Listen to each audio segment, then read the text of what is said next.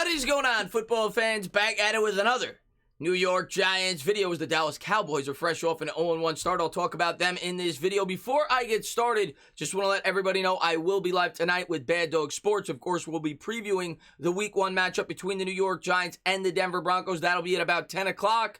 Also, I will have a preview video up probably tomorrow for you guys for the matchup. So hopefully you guys check out all the content. Really looking forward to getting things going. And like I said, I'm going to touch on the Dallas Cowboys, give my overall opinion of their performance yesterday. Whether or not I think as New York Giants fans, maybe you should have a little bit more or less concern based off of last night's performance. But before we do that, I kind of wanted to talk about the big news of the day regarding the New York Giants. That regarding Saquon Barkley, the big news came out. He is an official go for the New York Giants on Sunday. I'm going to play an audio clip for you guys coming out from Rapport. And in addition to that, we're going to touch on what Kenny Golladay had to say. Now, of course, I have talked about this before, but Golladay really hit home with it again when he was asked about it from Ralph Acciano. Today, I'm going to play an audio clip from that as well that I got off of Twitter, where he talked about how he thinks the New York Giants offense is going to be rusty.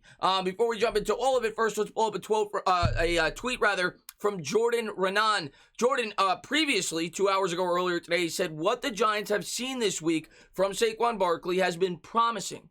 One more obstacle Friday, but it would take a setback for him not to be ready for the Broncos per Joe Judge. Then, about an hour and a half later, retweeted this. Saquon said he had no setbacks. He will meet with team leaders and medical staff and do whatever they think is best for Sunday. So expect to see Saquon Barkley back out there for the New York Giants this week. And for people that do not think that he makes an impact, you are kidding yourself. Last year, the New York Giants, I talked about in a previous video, lacked the big play. And yeah, are there times that we get discouraged with Barkley because he tries to do too much? Sure. But for a team last year that only had 5 plays over 40 yards and 2 of them came from the legs of Daniel Jones, getting back a guy who had 14 combined 40-yard plays in just 2018 and 2019 alone, and in 19 he missed 3 games, and he was probably limited for another 3.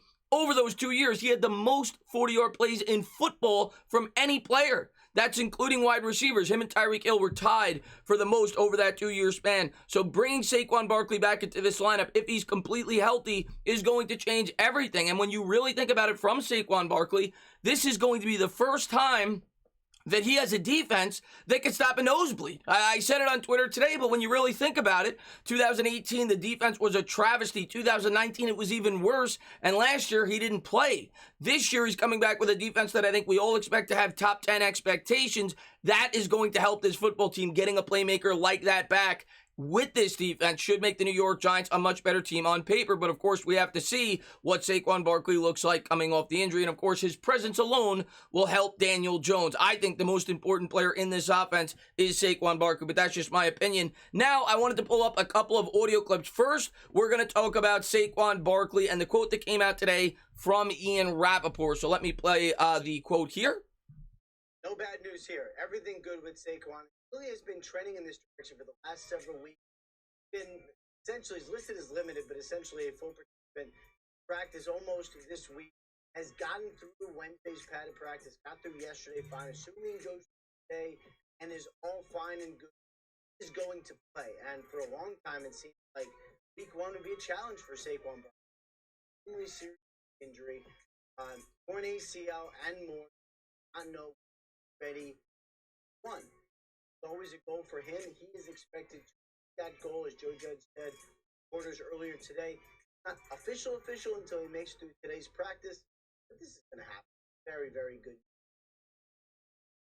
So there you go. Right, that was about a half hour ago. Rapport wouldn't go on to say that it's official, like he said, but Barkley said after the practice that he's completely a go. He'll talk to the coaching staff, and it sounds like Saquon Barkley will be suiting up on Sunday, something we've been anticipating now for a couple weeks, but now it has become official. Expect to see Saquon Barkley out there against the Denver Broncos in some capacity, and I couldn't be more jacked up, and I hope you guys are as well. How important he is to this football team. Getting him back in this offense is going to mean the world to Daniel Jones and the offensive line. I think it's going to help assist the offensive line as well. Next, we're going to talk about Kenny Golladay, and maybe this is a little bit more discouraging for some New York Giants fans. But before I say the clip, show the clip, I just think it's common sense, right? Kenny Golladay, he's being honest, and maybe you don't want him to be honest with the media, but it's just facts. He said basically that the New York Giants offense, him and Jones are going to be a little bit rusty, and it only makes sense with all the injuries in camp. They don't have much of a rapport. That being said, that doesn't mean that Kenny Golladay can't have an impact in this opening matchup against the Denver Broncos. Now, don't expect him to go out there and catch for 200 yards against a great secondary, and he has barely played throughout the preseason. But with his height and his big playability, is it possible he could come down with a big play in this game and score a touchdown? You're damn right he can. In terms of the route running, I'm sure that they're not quite on the same page yet. And as the season goes along, you hope that him and Daniel Jones develop a better rapport. You think about Kenny Golladay, what he could do for Saquon Barkley as well. This is the first time that Barkley has had a real threat on the outside since Odell Beckham in 2018. So hopefully Golladay and Jones could really get something going this year, similar to the way that Burris helped Eli Manning early on in his career. But let's pull up the audio clip about Kenny Golladay. This coming from Golladay when he was asked the question from Ralph Facciano. As being out so much could conceivably get a slow start. Having a week of just about everybody out there, do you have any better feeling about how to start this can get up to? I mean, literally 1 week, those guys out there, whole training camp. So, I mean, you never know. I mean, we got some vets on this offense that has made a lot of plays in this. But at the same time, as far as all us playing as one, it's gonna be tough with just a week.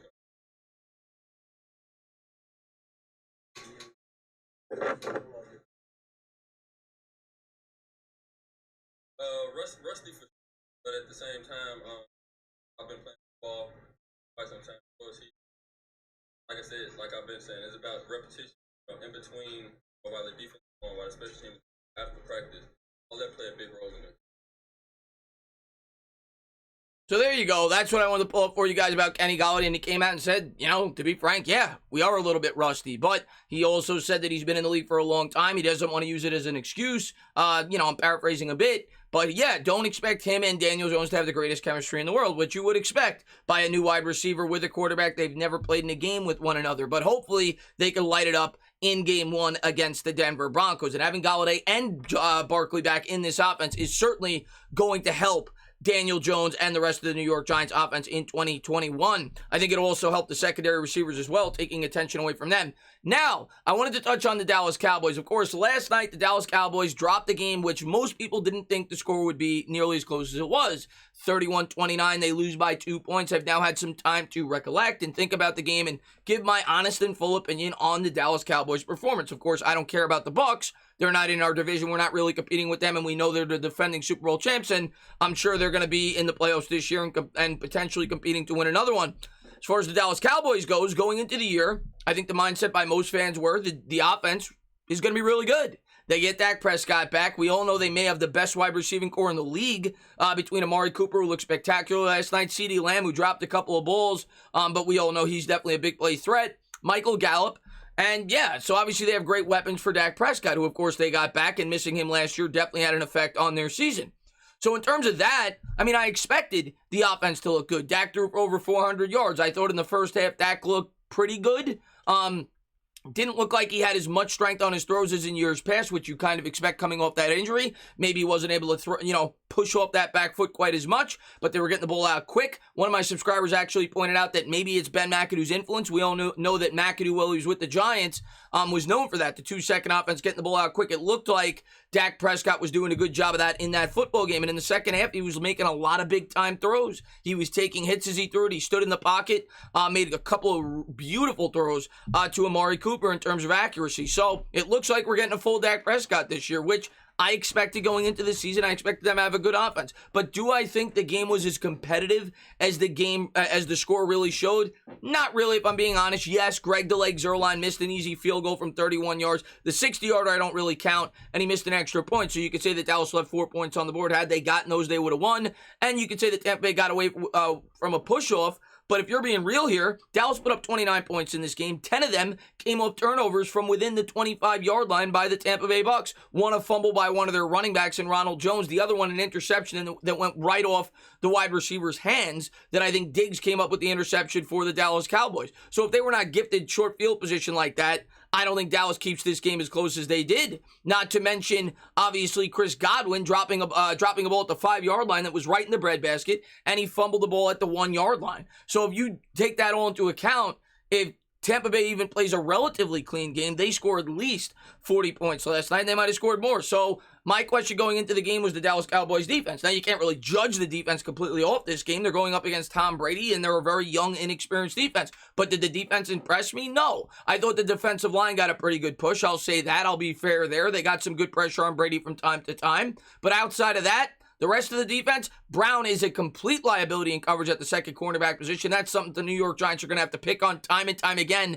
Whoever it is playing over there, that second corner is going to be a major problem for them all year. And Micah Parsons, I thought, struggled in coverage mightily, which you expect, again, going up against a veteran quarterback in Tom Brady. But I'm sure the New York Giants will try to pick on him as well when we go up against them. Parsons was never known to be strong in coverage. It's why Penn State didn't use him in that aspect. Yes, he's athletic. Yes, he's quick, and maybe he can learn and grow to become a better coverage linebacker, but he looked completely lost in his first game. So I still think the Dallas Cowboys defense is what we thought it was, at least going into the year. It's young. It could improve over the course of the season, but don't let the final score, in my opinion, change your opinion on the Dallas Cowboys. The game, in my opinion, was not as close as that final score indicated, and Tampa Bay probably should have put up between 40 and 45 points based on the flow of that game and all the plays that they gave up. Is Dallas's offense going to be good? You're damn right it is. Are the New York Giants going to win this division if the offense is as bad as last year? Absolutely not. It's going to come down to what unit is better and more improved, the Dallas Cowboys defense or the New York Giants offense. If the Giants offense could get close to league average or around league average, I fully expect them to compete and probably win this division if we could get around 15th in the league in the offensive department. But for us to do that, we're going to need Saquon Barkley to go off, and we're going to need Daniel Jones and the offensive line to take a step up in 2021. We're going to get that test week 1 against that potent and strong defensive front by the Denver Broncos and that very strong secondary. I expect a grinded out game, but limit mistakes and let the defense take us home. We'll see how it all plays out, but Dallas ain't scaring me. As always, guys, if you like what you watch, please subscribe, drop a comment, maybe give me a little thumbs up. Cheers.